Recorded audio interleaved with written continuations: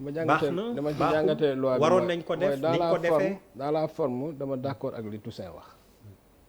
dans la forme. waaw c'est-à-dire maanaam loi bu mel nii doo ko voter en procédure d'urgence parce que dafa laaj explication. gouvernement Sénégal moo waroon wax peuple Sénégal ni leen dafa am benn organisme bu tudd GAFI groupe d'action financière boo xam ni G20 moo ko créé groupe boobu li muy def mooy topp alal ak alal ju ñuy weexal ci biir àdduna bi GAFI nag dafa def benn rapport 2018 parce que Sénégal dafa def benn loi 2016 boo xam ni GAFI moo ko imposé parce que dañu gis ni loi Sénégal ni mu doon xeexee terrorisme ak xaalis bi jóge ci terrorisme matul ñu def rapport 2018 ni Sénégal par force di nga defaat beneen loi boo xam ni da nga ciy dugal piraterie maritime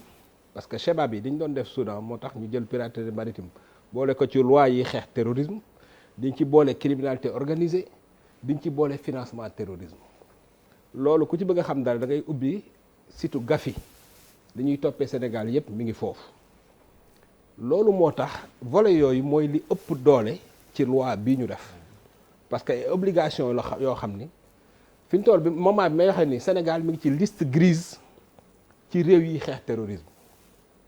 te tant que defuñu modification liste grise mooy parce que dafa am liste mooy maanaam daal waaw liste grise daal mooy ñu ngi waaj a nekk liste noire waaw maanaam ñu ngi waaj a voilà liste maanaam noire daal réew mu suufe la mooy le summum. janvier 2022 voilà suñu deful suñu toutes les loi bi réformes voilà ñu ngi liste rouge. dañuy wàcc liste rouge c'est-à-dire que Sénégal fi ñu toll nii moment bi ñuy wax ni dañoo jàpp ni ci réew yi gën a nasax ci xeex terrorisme ci côté ak xaalis bi jóge ci terrorisme ci la bokk donc gouvernement Sénégal dafa am obligation par force bu bëggul ñu sanctionner ko wala bokk G20 jël ay mesures jëm ci moom il est obligé def loi bi. mais est-ce que Yérim tamit problème bi newul fii Toussaint di wax jaaruñu ci prox ndoll moom laa dugalaale ci yoo mais xam ne dañu leen di galgal ñoom ci laay ñëw ci laay ñëw ci forme bi.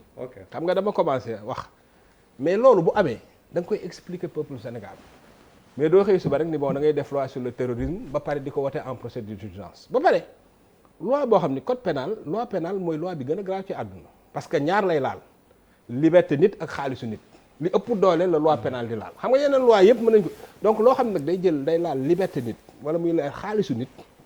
bala nga koy teg ci nit da ngay waxtaan ak nit donc pour man honorable député dafa am un vrai travail de sensibilisation maanaam wax ak nit ñi ba pare dans ce pays là lan moo tax man je comprends pas lan moo tax lépp di xeex ci réew mi quoi lan moo tax yenn yi mënuñu ko waxtaane qu'est-ce qui empêche le président de la République ba nga def réforme bi nga inviter tous les membres de l'opposition de la société civile woo leen écouter dama bëgg a waxtaan ak yow ñu ñëw mais loolu tous les jours mu am dans les pays tubaab ñi gën a contrainté bu enjeu boo xam ne dafay toucher réew mi mais nga woo leen ñoom ñëpp ñu toog nga leen écouter voilà engagement yi lañ am sur le plan international si parce que GAFI ñoom signé nañ ko ba pare léegi nag il faut ñu jël suñu loi pénale bi ñu kii ko ci parce que tant que amul méngoowul li ñu signé ci bitim réew ak suñu loi maanaam xool bi ñuy xoolee ak daan yi ñu mën a teg dafa tar bref donc moo tax ma ni dans la forme je suis d'accord avec Toussaint Manga une loi aussi importante nga xam ne dafay toucher nit ñi doo ko wote en procédure d'urgence da ngay jël temps wu ministre beeg yépp dem assemblée nationale expliquer nga recevoir société civile bi recevoir opposition bi le ministre de la justice wala maanaam def liggéey bi daal ba nit ñi xam loi bi mooy lan maintenant Toussaint li jëm ci affaire insurrection yooyu depuis 2007 la ko Ablaye Wade sa leader dugal ci code pénal bi Ablaye Wade moo dugal réforme en 2007 wax ni bépp violence maanaam bépp fitna bu jóge ci ñoo xam ni dañoo monter mouvement insurrectionnel maanaam ñoo xam dañoo jóg pour daaneel nguur gi mën na jàpp ni terrorisme la maanaam loolu du lu bees tu comprends loolu mi ngi ci code pénal depuis 2007 léegi nag y a des dispositions problématiques yoo xam ni loi bi daf ko waroon a expliquer ko préciser ko xam nga tey boo taxawee ni association des malfaiteurs nga génn ci nit waxatoo xaalis mooy léegi yaa ngi ni day viser nit di viser xaalis di viser parti politique diviser association société civile loolu c'est important loolu boo demee ba koy wax da nga koy bind acté ko parce que boo ko bindul c'est normal nit ñi interroger wu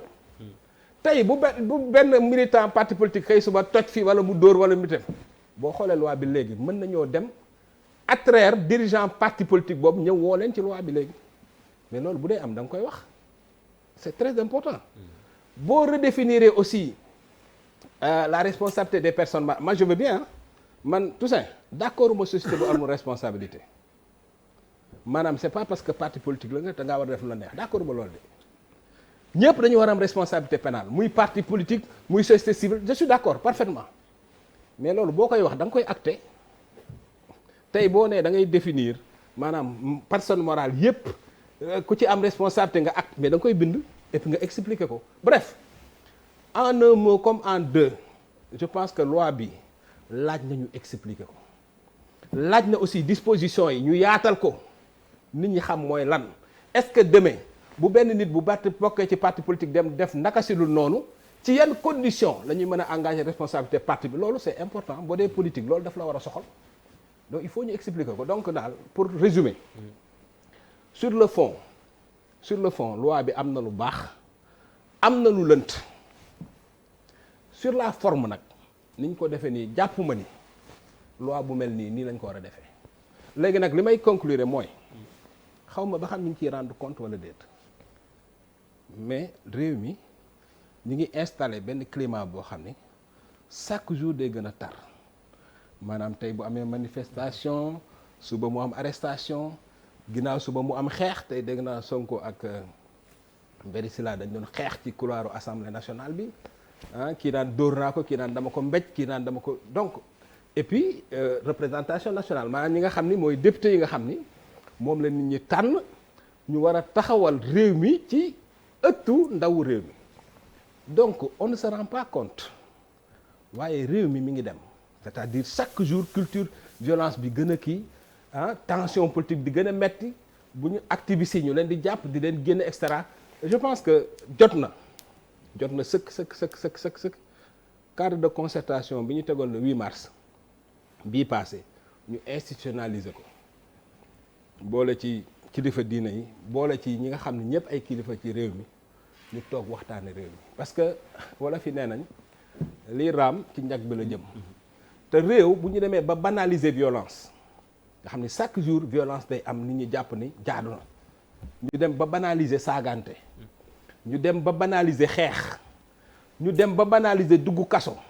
dugal nit kaso génne nit kaso alors là nit ñi war nañoo toog xalaataat poser ay questions. aspect boo am nga daanele dinañ ci dikkaat certainement.